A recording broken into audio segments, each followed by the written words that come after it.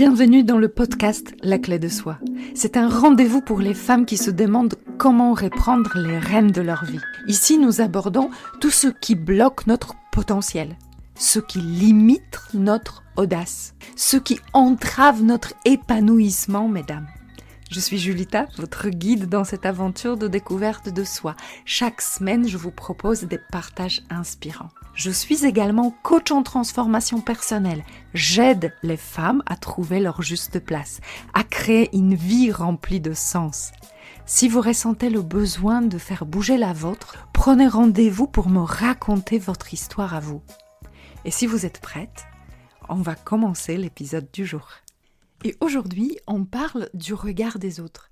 Avez-vous l'impression de vous préoccuper beaucoup du regard des autres ? Si c'est le cas, rassurez-vous, c'est normal. L'homme est fait pour vivre en communauté et la peur du rejet est intrinsèque. Les hommes des cavernes ne pouvaient pas survivre si la tribu les rejetait. Mais ça, c'était avant.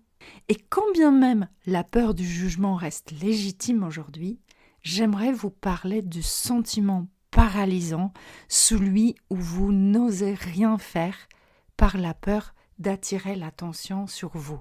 Cela vous amène à vivre une vie conforme à ce qui se fait pour la plupart, à suivre des rails prédéfinis qui souvent ne vous correspondent pas. Ce fonctionnement, petit à petit, efface votre singularité, prive les autres de votre créativité, de votre valeur unique. Personnellement, j'ai été longtemps bloquée dans mon rêve de fonder une structure de coaching. J'étais bloquée par la peur ce que les autres vont dire de mon accent, ma manière de parler en français qui n'est pas ma langue maternelle. Mais ça, vous avez bien compris. Pendant plusieurs années, j'ai préféré vivre une vie qui ne me correspondait pas plutôt que d'affronter le regard des autres.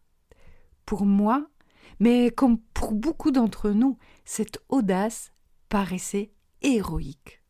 Oser faire ce qu'on veut sans se soucier de ce que les autres vont penser. Mais quelle bravoure, n'est-ce pas ?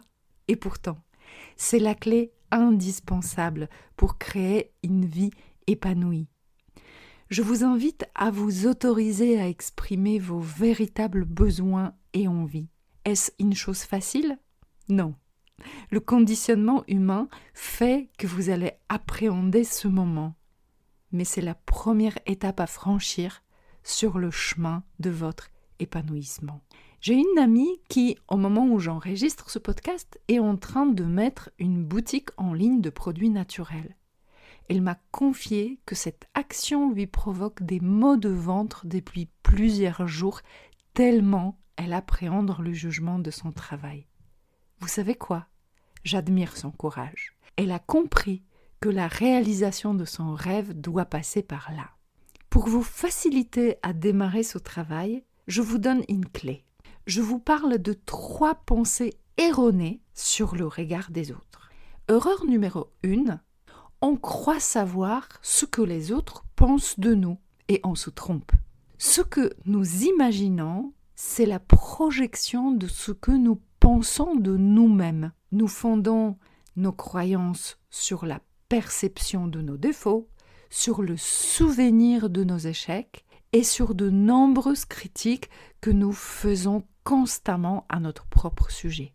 Et bien sûr que nous pouvons interpréter les gestes et les paroles des autres, nous allons tout de même leur donner notre propre signification. Je vous donne un exemple.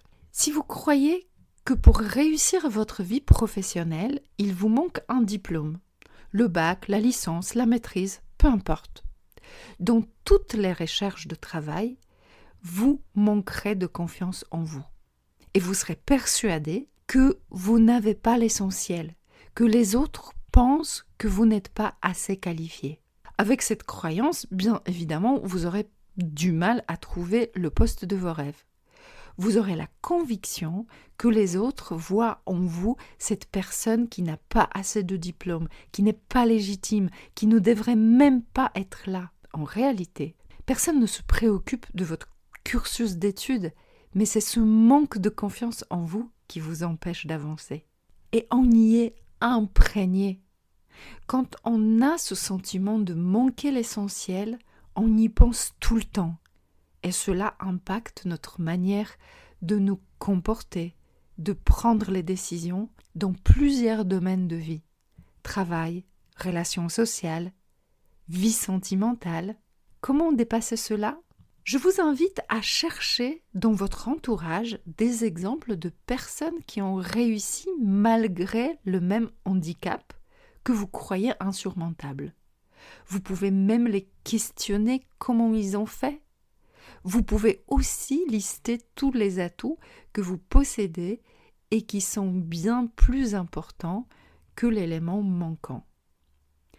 Dans mon exemple, j'ai bien trouvé plusieurs personnes qui ont réussi à être coach ou conférencier avec un accent étranger. Ils m'ont beaucoup inspiré. J'ai rajouté tout le potentiel que j'ai déjà pour devenir coach et ça m'a boosté pour poser mes actions. La deuxième erreur. On croit que tout le monde dans notre entourage pense la même chose de nous, qu'il existe un certain consensus collectif sur notre sujet. Mais vous savez quoi ? Il y a autant d'opinions différentes de vous que de personnes qui vous entourent. Cependant, notre cerveau en permanence crée des généralités car il n'a pas l'espace mental pour imaginer ce que chaque individu pense de nous. Faites le test.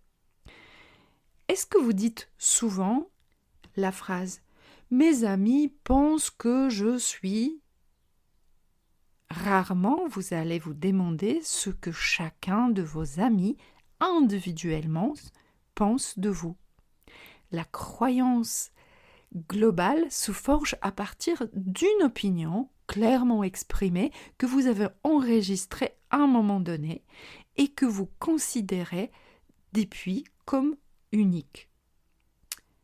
Encore un exemple personnel, j'ai eu la croyance que j'avais tendance à prendre trop souvent la parole dans des réunions de groupe. Elle m'a été communiquée durant une formation par une participante. Je l'ai rangée dans mon sac à dos des croyances et depuis ce moment-là, je freinais chaque envie de participer à une discussion. Heureusement, quelques mois après, j'ai eu le bonheur de participer à un séminaire de coaching en développement personnel.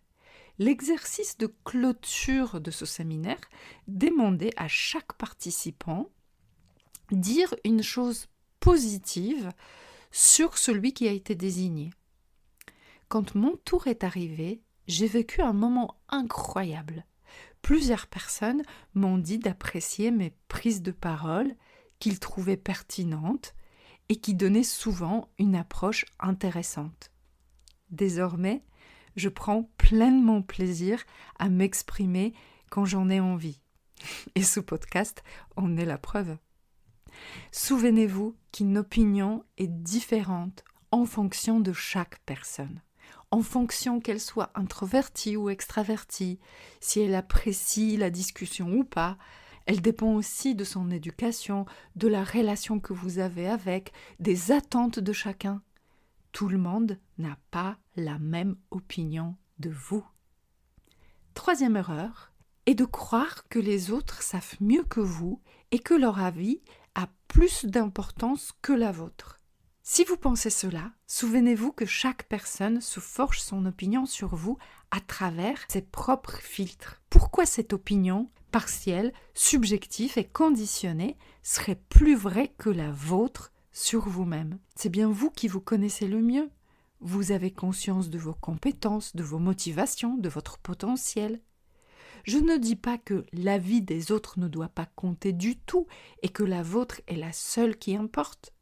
Je voudrais juste vous inviter à prendre de la distance avec l'opinion des autres et donner du crédit à votre propre valeur. Autorisez-vous à exprimer vos rêves, à montrer votre potentiel, à partager votre créativité. Si vous arrivez à modifier votre approche au regard des autres, vous gagnerez plus de sérénité et plus de liberté dans votre vie. Le jeu en vaut la chandelle, non ? Un grand merci pour avoir écouté cet épisode de La Clé de Soi. Je vous invite à découvrir d'autres partages et d'autres personnalités dans les différents épisodes de ce podcast. Vous les trouverez bien évidemment sur votre plateforme d'écoute préférée. N'oubliez pas de liker, commenter, partager sans modération afin de faire résonner la voix de ces personnes inspirantes. Votre soutien est ma clé pour inspirer davantage de vie. Grand merci à vous.